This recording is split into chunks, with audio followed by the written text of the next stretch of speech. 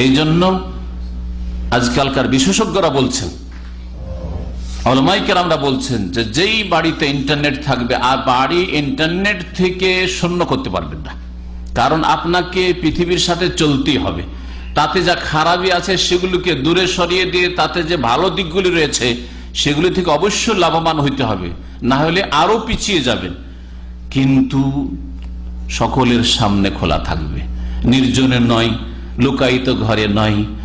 বাচ্চাদের ঘরে থাকলেও আপনাকে একটু খোঁজ খবর রাখতে হবে, যে এমন তো নয় যে ছেলে তো মনে হচ্ছে খুব ভালো, মেয়ে তো মনে হচ্ছে খুব ভালো, আমাদের সামনে তো ইন্টারনেটে ঢুকেও না, আর ঢুকলে ওই 10 মিনিট আধা ঘন্টা ঢুকলো। ইন্টারনেট নিশা নেই, আজকাল আর একটা পরিভাষা এসছে ইন্টারনেট নিশা, ঘন্টার পর ঘন্টা, দিনের পর দিন, বেলাকে বেলা চলেছে, সারা রাত কেটে যাচ্ছে, ফজর হয়ে যাচ্ছে, যেমন ফজর আজান তার আগে শুয়ে গেল।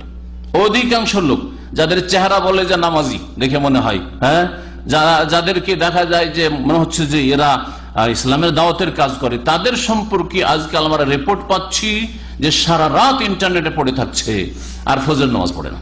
জামাতে পাশের মসজিদে খোঁজ পাওয়া যায় না যে নামাজ পড়ে না, মানে পাশের মসজিদে নামাজ পড়ে, কোথায় নামাজ পড়ে? তাহলে যেখানে তার বাসা সেখানে যদি না পাওয়া যায় তো কোথায় নামাজ পড়ে? সে নামাজ পড়ে না। আচ্ছা, যদি ফজর নামাজ পড়েও ধরে নেন সারা রাত ইন্টারনেট নিয়ে বসে থাকবে, এটা কি আপনি জায়েজ মনে করেন?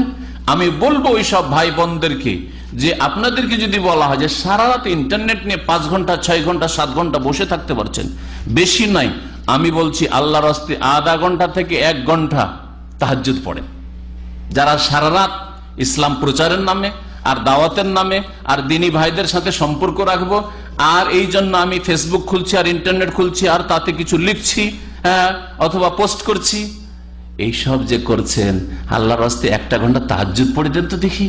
আপনার আত্মার উন্নতি হবে, আপনার জীবনের প্রত্যেকটি ক্ষেত্রের উন্নতি হবে, আপনার ঈমান আমলের উন্নতি হবে, দুনিয়া আখেরাত আপনি সুখী হবেন। আল্লাহর সাথে আপনার একটা নির্জনতায় সম্পর্ক হবে, যে সম্পর্ক দুনিয়ার কোন শাসকের সাথে যদি একা নির্জনে সম্পর্ক করতে পারি, যদি পার্সোনাল সাক্ষাৎ করতে পারি, তা আমরা মনে করবো যে ধন্য হয়ে গেছি, আরে বাপরে বাপ, অমুক মন্ত্রীর সাথে আমি একা সাক্ষাৎ করতে পেরেছি, লোকের সামনে নয়, মন খুলে কথা বলতে পেরেছি। অমুক সাহেবের সাথে, অমুক আমার বসের সাথে কেউ দেখা করতে পারে না, সে থাকে কোথায় আর মাঝে মধ্যে আসে, আর আমাকে একাই দেখা করার চান্স দিয়েছে। আপনি জীবন কি কত ধন্য মনে করছেন? আর রব্বুল আলামিন, আল্লাহ পাক রব্বুল আলামিনের সাথে আধা ঘন্টা 1 ঘন্টা নির্জনে কথা বলবেন, তাহাজ্জুদের নামাজ পড়বেন, এই তৌফিক হয় না। আর সারা রাত বলছেন আমি দিনের কাজ করি, ইসলামিক পোস্ট করি, আর এই নামে আপনি ফেসবুক নিয়ে বসে আছেন, ইন্টারনেটে বসে আছেন। আর এই ইন্টারনেটের উপকারিতা অপকারিতা সম্পর্কে আপনার কোনো জ্ঞান নেই, যে আপনার শরীরের ওপর, আপনার চিন্তা চেতনার ওপর, আপনার আখলাক চরিত্রের ওপর, আপনার ইবাদতের ওপর, আপনার আকীদার ওপর, আপনার অবস্থার ওপর কি যে কুপ্রভাব পড়ছে, আপনি এটা চিন্তা করারও হয়তো আপনার কাছে সময় নেই। এমন ভাবে আপনি এই সয়লাবে, এই বন্যাতে বহে গেছেন। আল্লাহ পাক রব্বুল আলামিন যেন এসব জিনিস বুঝার তৌফিক দান করেন।